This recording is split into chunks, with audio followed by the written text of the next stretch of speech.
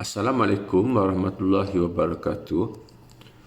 Kita teruskan lagi tajuk pada hari ini, iaitu ancaman komunis dan peristiharan darurat pada tahun 1948. Tapi pada hari ini kita fokus kepada subtajuknya, iaitu kesan zaman darurat terhadap negara kita. Kesan zaman darurat terhadap negara kita boleh lihat dari dua aspek. Aspek yang pertama ialah dari segi politik, dan yang kedua dari segi sosioekonomi. Dari aspek politik pula, kita boleh lihat tiga kesan. Yang pertama sekali, peningkatan jumlah warga negara. Keduanya, penubuhan Malayan Chinese Association. Dan yang ketiga, mempercepatkan kemerdekaan.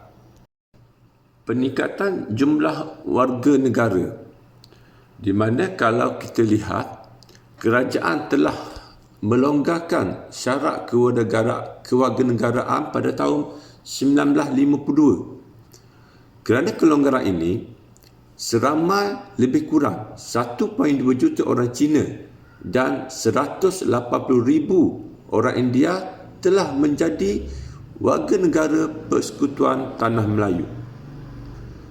Kelonggaran syarat ini menunjukkan pengorbanan orang Melayu terhadap kaum lain bagi mewujudkan perpaduan. Seterusnya, penubuhan Malayan Chinese Association. Darurat ini mendorong Sehari Geni mengambil langkah menawan hati penduduk Cina ke arah penubuhan parti politik berorientasikan tempatan.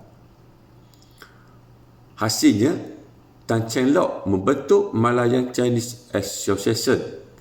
Kita kenal sekarang dengan singkatannya ialah MCA di Kuala Lumpur pada 27 Februari 1949. Penubuhan MCA meyakinkan British bahawa bukan semua orang Cina menyokong komunis.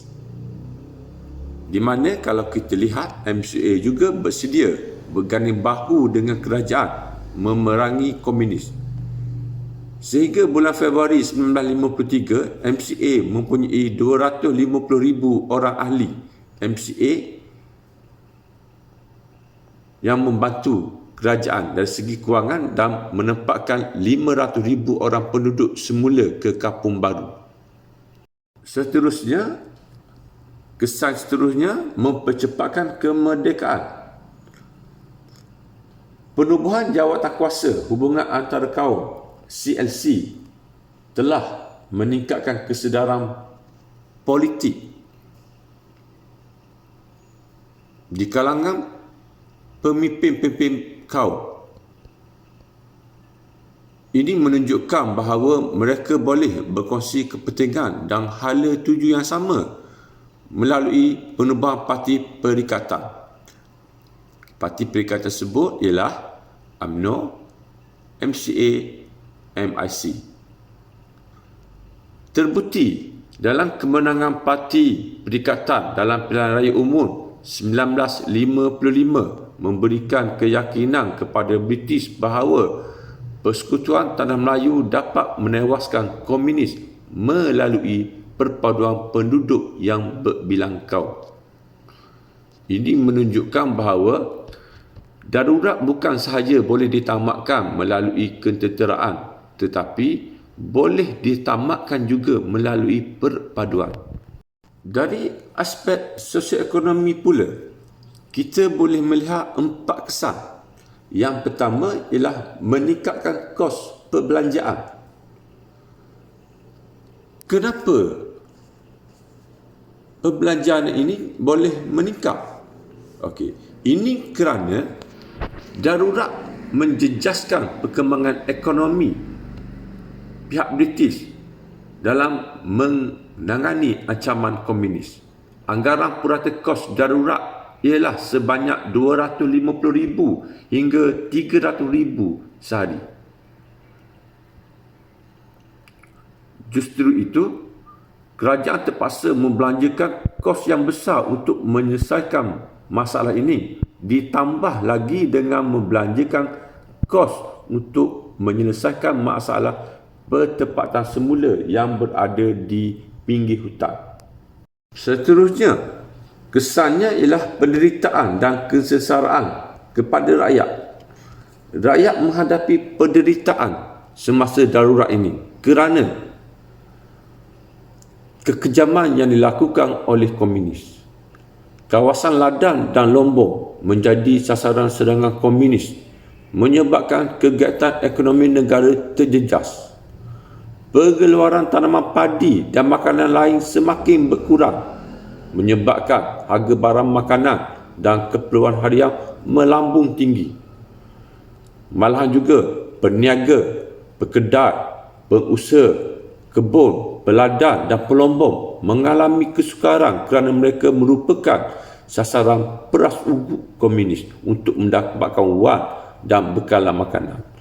Sekiranya mereka gagal memenuhi tuntutan komunis, menyebabkan kemusnahan pada Lombok, Ladang dan Kedah serta mengancam nyawa mereka. Seterusnya, kesan merenggangkan hubungan kaum. Rancangan penempatan semula kampung baru didominasikan oleh kaum tertentu. Misalnya, kaum Cina dikumpulkan di kawasan pertempatan yang sama, manakala kaum lain di tempat yang lain. Pertempatan baru yang dilengkapi dengan prasarana akhirnya berkembang menjadi bandar baru.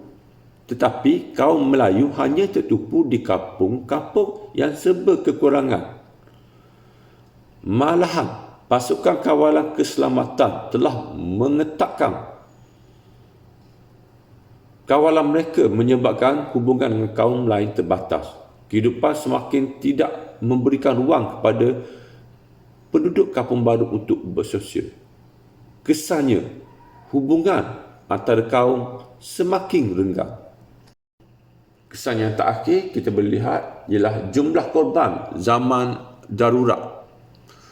Darurat menyebabkan banyak anggota keselamatan, komunis dan orang awam terkorban. Darurat menyebabkan penderitaan dan kesengsaraan kepada penduduk di tanah Melayu. Oleh itu, sebagai warga negara yang baik, hargailah kemakmuran negara kita. Sekian, terima kasih.